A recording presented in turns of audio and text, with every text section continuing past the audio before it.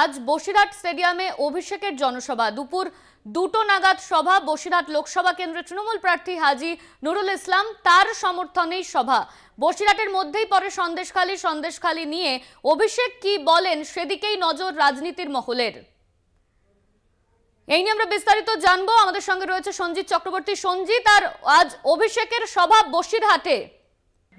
অত্যন্ত গুরুত্বপূর্ণ, অর্থাৎ তাৎপর্যপূর্ণ বললো 2024-এর লোকসভা নির্বাচনের আগে অভিষেক বন্দ্যোপাধ্যায় যে সভা বসিরহাট স্টেডিয়ামে অত্যন্ত গুরুত্বপূর্ণ মনে করছে রাজনৈতিক মহল। তার মধ্যে তুমি জানো সম্প্রতিকালে সন্দেশখালী যে ঘটনা, অর্থাৎ সন্দেশখালী নিয়ে এবার রাজ্য রাজনীতি যে তোলপাড় হয়েছে, সেই সন্দেশখালী মানুষ অর্থাৎ রাজনীতি কিভাবে তা বার্তা দেয় সেই অপেক্ষায় কিন্তু রয়েছে। এখন থেকেই কিন্তু বিশেষ করে মানুষ আসতে শুরু করেছে, অর্থাৎ বিভিন্ন প্রান্ত থেকে, একদিকে সুন্দরবন অন্যদিকে সীমান্ত, একাধিক জায়গা থেকে কিন্তু সমর্থকরা, তৃণমূল কর্মী সমর্থকরা বসিরহাট স্টেডিয়ামে আসতে শুরু করেছে বিভিন্ন জায়গা থেকে।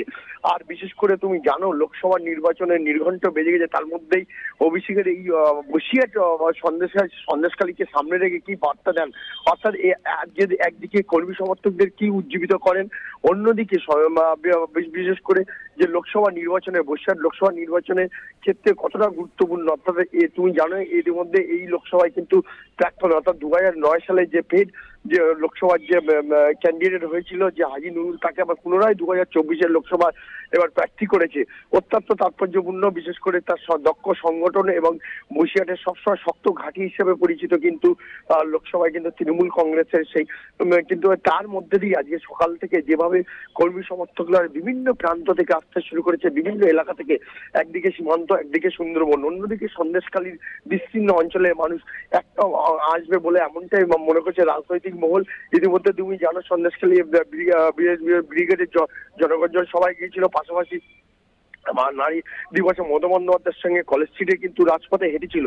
এই সন্দেশখালীর যে মহিলারা কত সংখ্যক আসছে, কত মানুষ আসছে, সেটা কিন্তু আজকের এই জনসভা অত্যন্ত তাৎপর্যপূর্ণ মনে করছেন রাজনৈতিক মহল। পাশাপাশি সকাল থেকে একদিকে নিরাপত্তা, অর্থাৎ অভিষেক বন্দ্যোপাধ্যায়ের নিয়ে জনসভা নিয়ে নিরাপত্তায় মেস্ট্রিতে নিরাপত্তা বলয় করেছে বিভিন্ন জায়গায়, এবং কোনো রকম ভাবে নিরাপত্তা ঘাটতি রাখতে চাইছে না প্রশাসন।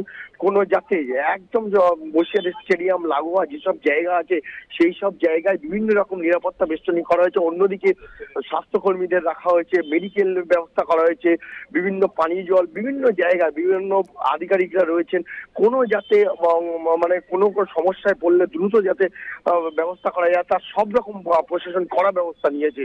অনন্যা, ধন্যবাদ তোমায় সঞ্জিত। আমাদের সঙ্গে ছিলেন আমাদের প্রতিনিধি সঞ্জিত চক্রবর্তী।